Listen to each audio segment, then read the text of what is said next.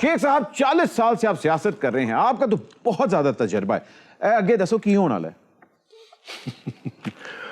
وہ آپ نے سنی تھی نظم منو بھائی کی؟ کون سی والی؟ کچھ تو ہوئے گا، ہائے ہائے، کچھ نہ کچھ ہوئے گا، چنگا ہوئے گا، پیڑا ہوئے گا، کی ہوئے گا؟ کی ہوئے گا؟ اے دس دے بدقسمتی ہے، خدا کی قسم، بدقسمتی۔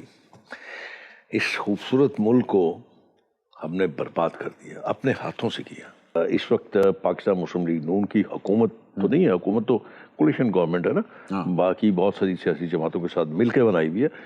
فوکس ان کا یہی ہے کسی طرح اس پاکستان سے جو ایک مشکلات میں گرا ہو اس کو نکالنے باہر۔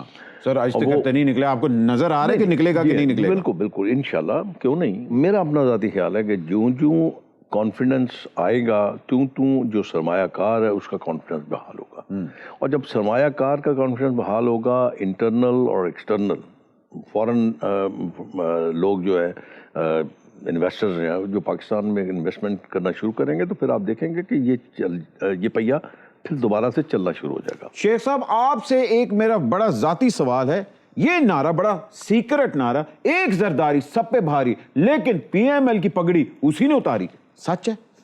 نہیں، مطلب وہ جو مخالفین ہیں وہ تو اس کہیں گے نا جی، کسی نہ کسی طرح ان کی آپس میں کوئی اختلاف پیدا ہو، لیکن ایسا میرا خیال نہیں ہے۔ سر مگر ایڈا آبویس تھی کہ زرداری صاحب اٹھ کے آئے ہیں، جہاں پنجاب کی حکومت ہوتی تھی کہ باہر کوئی آندہ نہیں سی، وہاں آپ نے زرداری صاحب کو بلا لیا، یہ تو نہیں بلا نہیں لیا، چونکہ ایک آرڈر کیا گیا۔ نہیں، ایک مشترکہ کاز تھا۔ دیکھیں میں آپ کو ایک گزارش کروں بٹ صاحب، کچھ لوگ یہ کہتے ہیں کہ اگر عام لوگ اس کے خلاف عدم اعتماد نہ لاتے تو یہ 5 سال کے بعد بالکل سیاسی طور پہ ختم ہو جاتا۔ یہ ایسا نہیں تھا، یہ کرمنل ایکٹ ہوتا۔